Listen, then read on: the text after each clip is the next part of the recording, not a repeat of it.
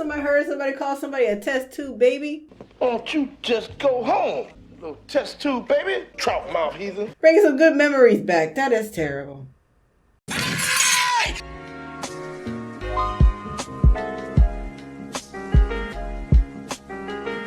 Vampire the Masquerade Bloodlines review from Seth.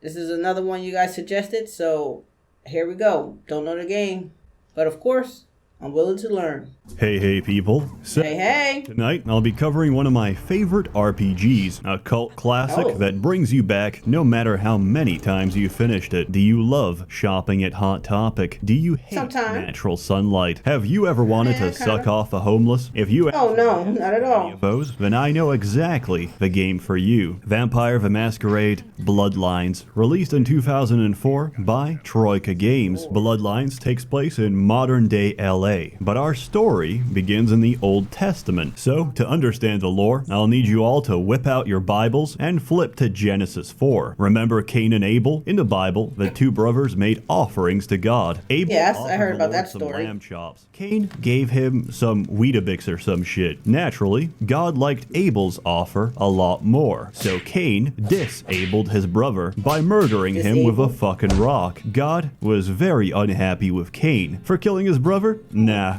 God doesn't give a shit. Cain's crime was murdering his brother and then having the audacity to lie to God. In the Bible, God punishes Cain to wander the earth. In Vampire the Masquerade, God punishes Cain by giving him superpowers. Cain, for crimes against your creator and your fellow man, I sentence you to immortality. I'm also giving you super speed you turn into a vampire? Super strength. You can also turn invisible.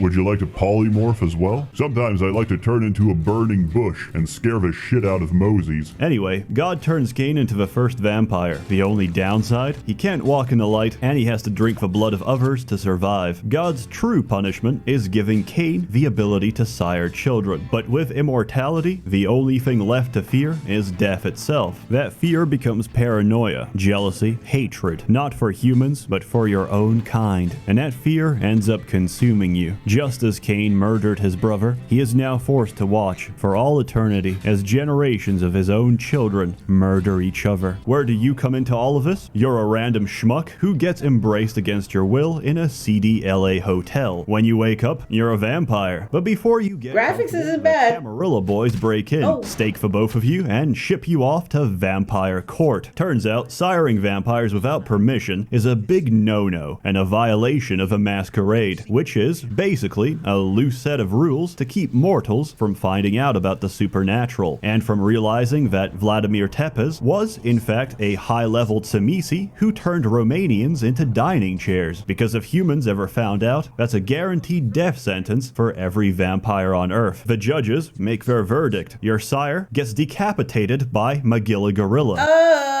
Okay. 2004. You're next on the chopping block. Oh well, at least you got laid. However, Nines Rodriguez, leader of the LA Anarchs, protests against your immediate execution. Suddenly struck with a flood of emotion and newfound empathy, LaCroix decides to spare you your life. Instead, he sends you off on a suicide mission to get killed somewhere else. Clueless and alone, you're thrown into this game as an unwilling pawn in a world of darkness. What? Oh, man. And you're a goddamn Malkavian, too. Wow. You really are fucked. But as with any chess game, if you underestimate the pawn, you've already lost. Survive, understand, and identify the other pieces on your board. Once you do, you'll have to make a choice between being a player and being a pawn. And I should warn you, a pawn is always sacrificed to protect the king. Before you start, you have to pick your clan. There are 7 to choose from. Words I can't pronounce. Bruja and Gangrels are hobos and furries, respectively. They're very hot-tempered and have poor impulse control. Tremere can do this. Look like the Sims drowning. Not that part, though. They're basically undead blood mages. Toreador are the very definition of vampire sluts. Being a room temperature piece of ass does have its advantages though, and lets you get what you want without conflict. Ventru are like vampire aristo, and lets you get what you want without conflict. Ventru are like vampire aristocracy. Basically, they're assholes who think they're too good for sucking off a homeless. Deceased blood? Don't say that to their face, though, or you might find your neck snapped. Nosferatu are hideously deformed. Women ignore you or call the police when they see your face. Well, damn. Lord! Oh, sweet Jesus! You killed a lady by looking at her? Damn, man! Don't be sneaking up on a brother with your crackhead skin disease test tube baby looking looking ass! Damn near shit my pants! I don't sell no soap, so what the hell you want? You know, last time I heard somebody call somebody a test tube baby? Why don't you just go home? Little test tube, baby. Trout mouth heathen. Bringing some good memories back. That is terrible. I don't sell no soap, so what You the don't hell sell you want? soap. So, really, no different from being alive. Malkavians are batshit insane. Their curse makes them unhinged, unstable, and even worse, completely lucid and prophetic. They can also spread this insanity to others. As a result, they've got some of the best interactions and dialogue options in the entire game. Let's see. I don't know. This looks fun. Uh-oh. Which may or may not include talking to stop signs and being interrogated by your own television. And that the source of the detonation possibly came from you. Hey, heard anything?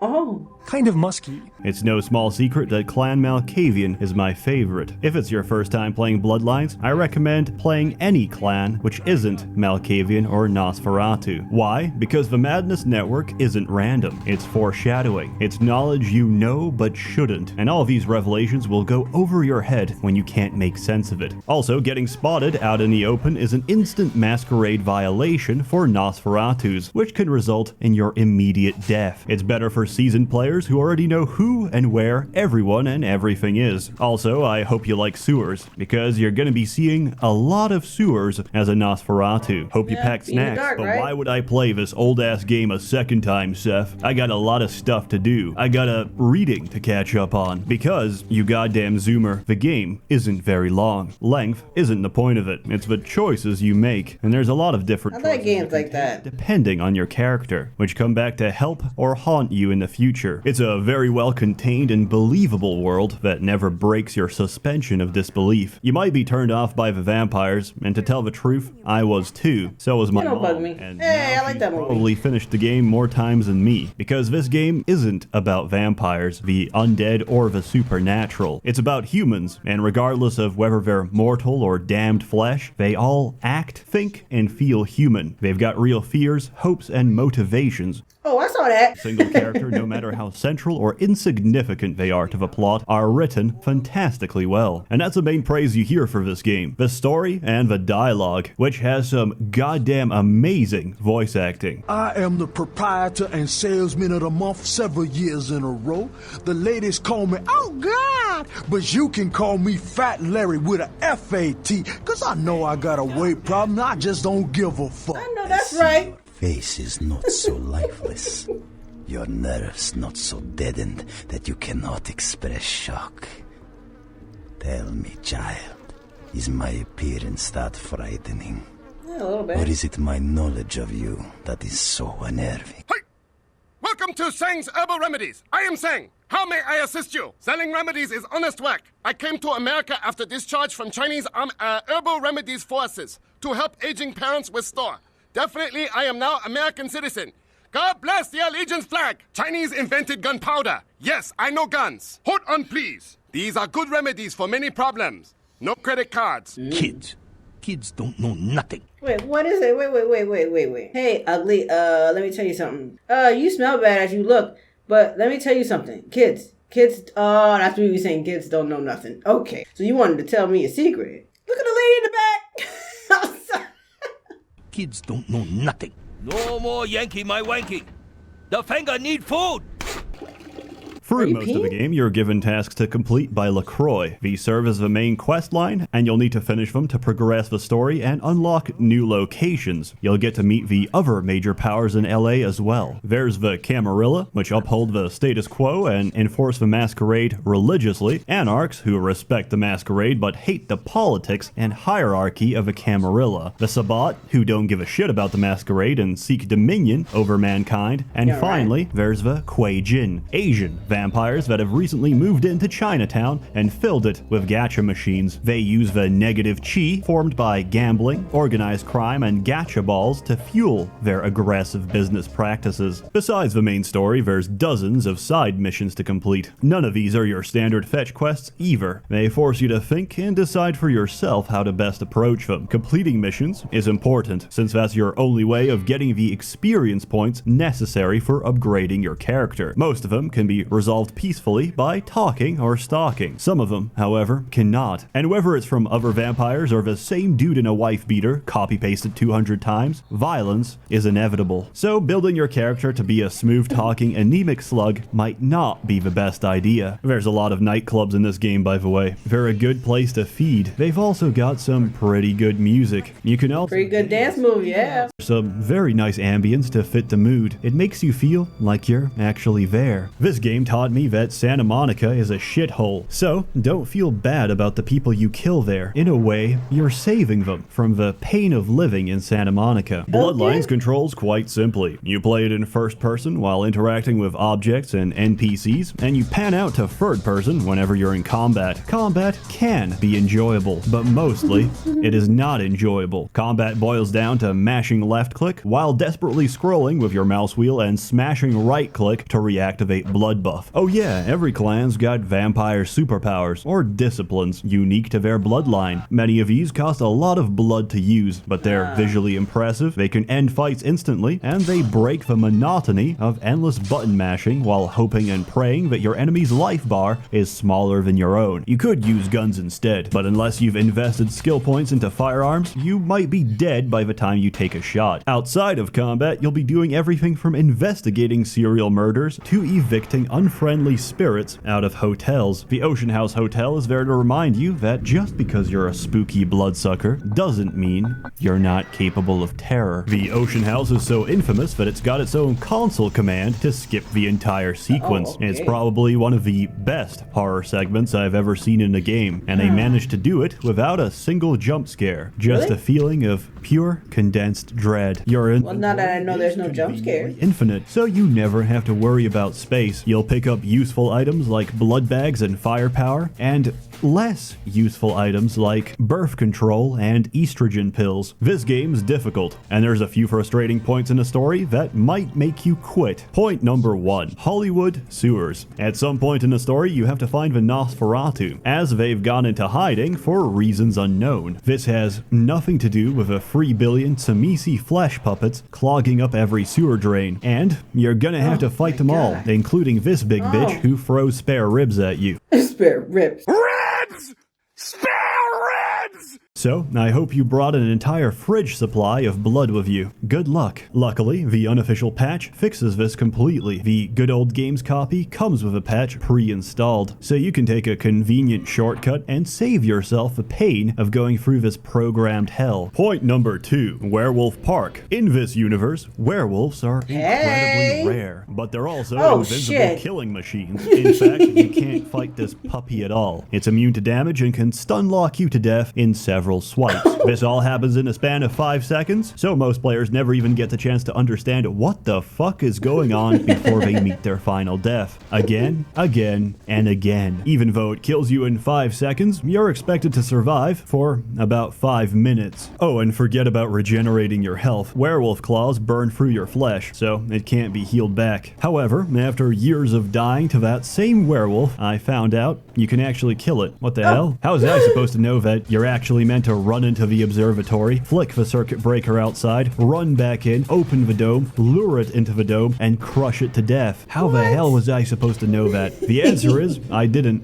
I had to look it up on the wiki. After years of suffering through the same mission each playthrough, this is oddly satisfying. However, if you can endure past those rough patches in the story, you'll start piecing together what's going on. The concern and focus of every major faction in LA is in one way or another centered on the arrival of a certain archaeological treasure, the Ankaran Sarcophagus, which throughout the game has a bad habit of getting stolen. What's inside? Who knows? An old Assyrian king? Or a slumbering antediluvian, one of the oldest granddaddy vampires out there, who, if you traced your blood far back enough, might be one of your original fathers. Half a city believes the latter. They also believe that the moment Father Dearest wakes up from his slumber, he's gonna be hungry. Real hungry, and he'll sate that hunger by feasting on his children. Wherever we go, it is the blood of Cain which makes our fate. Your fate and the fate of the Ankaran Sarcophagus are inescapably intertwined.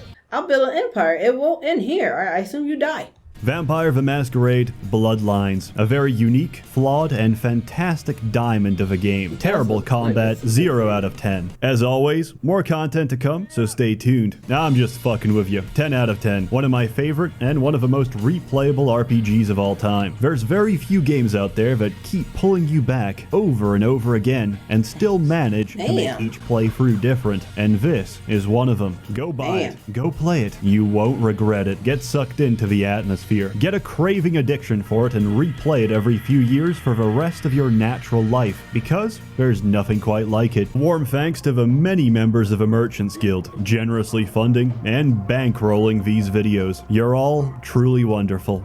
You're going to get a visitor at your door next week. Don't open door! All right. Jehovah Witness! They're so annoying! Hey, I could use a Halloween-looking S&M gremlin like yourself to help haunt some people out of some loot for me. Let's see what we got on good old camera 3. Oh, well, hello there. I've been thinking about you, oh yeah. I want to lick you all over. Then make my way down to your creamy center and... What the... Get your hands off my Bavarian cream! You going to go to a fancy restaurant. You going to order snails. Don't eat them! That's disgusting! Snail very dirty. Are you telling my fortune? Gotta run. Great breakfast, honey. Have a good day, dear. I'm glad you liked the muffins. Hey, what's that on the counter? That's not my margarine. That's butter. It's... Bitch! You know I'm supposed to watch my LDL levels. I thought it would be a nice change. You couldn't even tell. You don't want a divorce. You're trying to kill me. I'm glad I slept with your sister. I thought it was margarine grade B butter. Well, the rancid taste of margarine with all the saturated fat of butter. Love will find you next week. Don't stay in love too long. Husband find you too. Does your penis always seem to be getting in the way? I got the last of the groceries, honey. I just need to close the trunk. Wow! One more nail and this birdhouse would be as good as new. Yo! I'm sorry, sir. This dressing room is for women only. You don't have to let this happen to you. Hi, I'm Dr. Fred Tuck. Don't let your penis interfere with the quality of your life anymore. I have performed over 300 sex changes in my career, and not one of my patients has ever asked for their tackle box back. Come to Tuck's Sex Exchange in the next month, and I'll give you a free estimate. Don't let your peace interfere with your peace of mind. Tuck's Sex Exchange, located off Beverly Drive. Last year, Democratic candidate Michael Redmond bought a sports utility vehicle. 3 months later, there were 2 separate incidences of hit and runs by an unidentified SUV in his area. Is Democratic candidate Michael Redmond to blame? Can you afford to take that chance? Can your children? Vote Republican Senator Robert Thorne, a candidate that has never committed vehicular homicide. Democratic candidate Michael Redmond has never publicly stated his opinion on child pornography. Sounds about politics. Is it because he's hiding something? Would you want a child pornographer voting on this nation's laws? Could you trust your children's future to someone like that? Vote Republican Senator Robert Thorne, the candidate that is committed to locking up child pornographers. Democratic candidate Michael Redmond recently sued Senator Robert Thorne for accusing Redmond of being a murderous child pornographer. But Redmond had previously said he was against clogging up courts with frivolous lawsuits. Wouldn't this make him a hypocrite? Would you want a hypocrite as your next congressman? Would you want your children to become hypocrites? Vote Republican Senator Robert Thorne, the scare not tactics. accused of being a murderous child pornographer. Sorry, this is the only channel you get. Good night, and have a pleasant evening. Yo, the dialogue, man. I miss shit like that, though. That's the 2004 dialogue right there. But there we go, Blaze Squad. I hope you guys enjoyed. If you did, make sure you blaze up the like button. And feel free to hit the subscribe button. And I will see you guys in the next video.